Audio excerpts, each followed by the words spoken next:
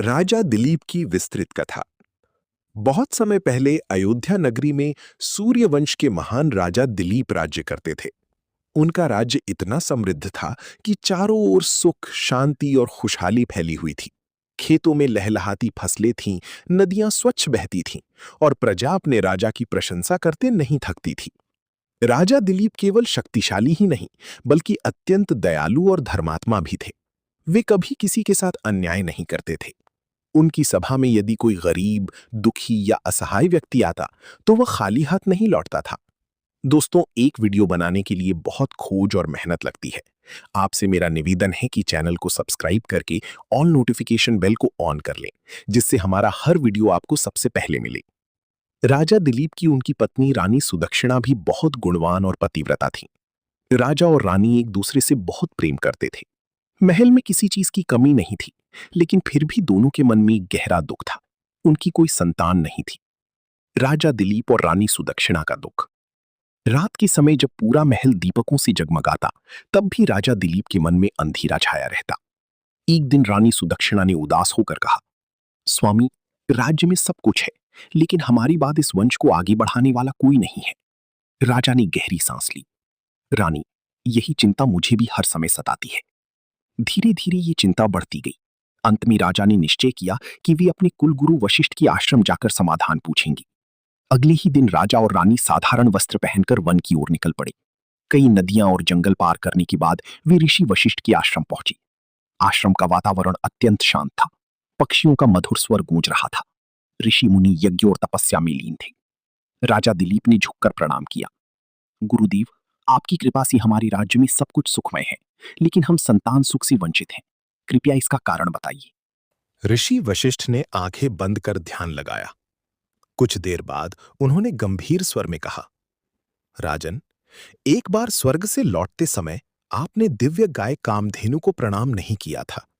वो आपकी भूल से अप्रसन्न हुई और उसने आपको संतानहीन होने का शाप दे दिया। राजा आश्चर्यचकित रह गए। गुरुदेव, मैंने जानबूझकर ऐसा नहीं किया था। वशिष्ठ मुस्कुराए। मैं जानता हूं राजन, इसलिए इसका उपाय भी है। राजा और रानी की आंखों में आशा चमक उठी। कामधेनु की पुत्री नंदिनी मेरे आश्रम में रहती है।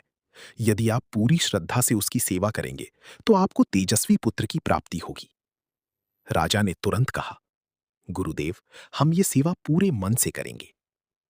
अगले दिन से राजा दिलीप का नया जीवन आरंभ हुआ। अब वे राज सिंहासन पर बैठने वाले राजा नहीं, बल्कि एक सेवक बन गए थे। सुबह होते ही वे नंदिनी के साथ जंगल जाते। जहां जहां नंदिनी जाती, राजा उसके पीछे चलते। वो घास खाती तो राजा पहरा देती। वो नदी का जल पीती तो राजा चारों ओर सावधानी से देखती।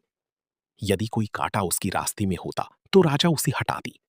यदि धूप तेज होती तो वे पेड़ की छाया ढूंढती। रानी सुदक्षिणा भी आश्रम में रहकर नंदिनी की सेवा करती। दिन बीतते गए। राजा ने कभी थकान की शिकायत नहीं की। ऋषि वशिष्ठ मन ही मन प्रसन्न थे। वे जानते थे कि ये सेवा केवल शरीर की नहीं, बल्कि आत्मा की परीक्षा है। एक दिन नंदिनी राजा को लेकर जंगल के बहुत गहरी भाग में चली गई। चारों ओर घना अंधकार था। ऊंचे ऊंचे वृक्ष हवा में डरावनी आवाज कर रहे थे। अचानक एक भयंकर गर्जना सुनाई दी। एक विशाल सिंह झाड़ियों से बाहर निकला। उसकी आंखें आग की तरह चमक रही थीं। सिंह ने छलांग लगाकर नंदिनी को पकड़ लिया। राजा दिलीप ने तुरंत धनुष उठाया, लेकिन अचानक उनका हाथ जड़ हो गया। वे कोई अस्त्र नहीं चला पाए। सिंह गर्जा, राजा, मैं भगवान शिव का सेवक हूं। ये गाय आज मेरा भोजन बनेगी। राजा का हृदय कांप उठा, लेकिन उन्होंने साहस नहीं छोड़ा। हे वनराज, ये गाय मेरी गुरु की है। इसकी रक्षा करना मेरा धर्म है। यदि तुम्हें भूख लगी है तो मुझे खा लो, लेकिन नंदिनी को छोड़ दो। सिंह हंसा, तुम अपनी प्राणी गाय के लिए देना चाहती हो? राजा दृढ़ स्वर में बोली, राजा का जीवन धर्म से बड़ा नहीं होता। इतना कहकर वे सिंह के सामने निडर होकर बैठ गए। अचानक पूरा जंगल दिव्य प्रकाश से भर गया। सिंह गायब हो गया। नंदिनी अपने दिव्य रूप में प्रकट हुई। राजन, ये आपकी परीक्षा थी। आपने अपने प्राणों की चिंता किए बिना मेरी रक्षा की। मैं आपसे अत्यंत प्रसन्न हूं। राजा ने हाथ जोड़ दिए। माता, मैंने केवल अपना कर्तव्य निभाया है। नंदिनी ने आशीर्वाद दिया, आपको एक महान पुत्र प्राप्त होगा जिसका यश संसार में फैलेगा। राजा और रानी की आंखों में खुशी के आंसू आ गए। कुछ समय बाद अयोध्या में उत्सव मनाया गया।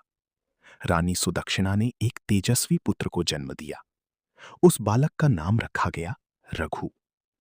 रघु बड़े होकर इतने पराक्रमी और महान बने कि आगे चलकर पूरा वंश रघुवंश कहलाया। इसी वंश में आगे जन्म हुआ राजा अज, राजा दशरथ और भगवान राजा रामचंद्र का। राजा दिलीप की कथा हमें सिखाती है, सच्चा महान व्यक्ति विनम्र होता है। गुरु और धर्म का सम्मान सबसे बड़ा कर्तव्य है। निस्वार्थ सेवा कभी व्यर्थ नहीं जाती। त्याग और साहस से ही मनुष्य महान बनता है। राजा दिलीप भारतीय परंपरा में आदर्श राजा, आदर्श शिष्य और आदर्श धर्म पालक माने जाते हैं।